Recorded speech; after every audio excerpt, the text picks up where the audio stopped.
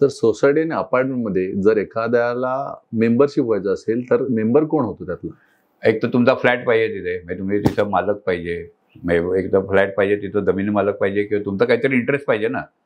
म्हणजे तुमची सदनिका पाहिजे किंवा वर्कशॉप पडला यायला पाहिजे, तुम्ही विकत घेतली पाहिजे, तो तिथं सभासद होऊ शकतो.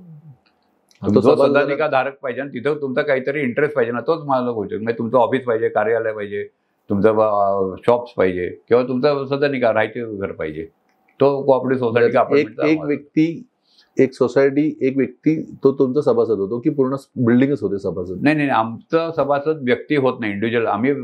आमचं जे फेडरेशन आहे कोऑपरेटिव्ह हाऊसिंग सोसायटीचं सभासद ती सोसायटीचे सभासद ज्यांनी तिचं फ्लॅट घेतलेला आहे, दुकान घेतलेले किंवा कार्यालय घेतलेलं ते होतात त्या संस्थे. आणि आमच्याकडे संस्था सभासद वगैरे संस्था होताना त्यांनी ठराव पास करून त्यांनी बायलॉज प्रमाणे ऍक्च्युली म्हणजे अशी ताबडतोब सोसायटी नोंदणीकृत झाल्यानंतर संलग्नता घ्यावी असं बायलॉज मध्येच आहे.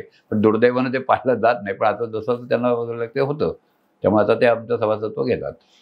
म्हणजे व्यक्ती सभासद नाहीये आमच्याकडे, व्यक्ती सभासद होऊ शकत नाही. आमच्याकडे संस्थेचं प्रतिनिधित्व करतो. महासंघ आहे, फेडरेशन आहे, त्यामुळे व्यक्ती इंडिव्हिज्युअल मेंबर्स आमच्याकडे सभासद होऊ शकत नाही. फेडरेशन महासंघाला कोऑपरेटिव्ह सोसायटी नोंदणीकृत कोऑपरेटिव्ह सोसायटीला आम्ही सभासदत्व देतो.